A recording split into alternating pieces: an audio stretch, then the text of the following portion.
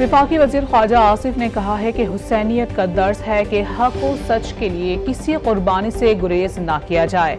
आज के दिन का सबक है कि यजीदियत के आगे कभी हथियार ना डालें। जुल्म व बर्बरियत के खिलाफ जंग आज भी जारी है। हुसैनियत आज भी जिंदा है और ताअब भी जिंदा रहेगी और ये दर्स देती रहेगी ना सिर्फ मुसलमानों को, ना सिर्फ कलमा गो अमराद को, बल्कि सारी बनी नौ इंसान को ये मैसेज देती रहेगी हुसैनियत कि जुल्म और बर्बरियत के खिलाफ जो है वो जंग जारी है और जारी रहेगी और उसके लिए किसी किस्म की कुर्बानी भी जो है वो देने से दरेग जो है नहीं करना चाहिए।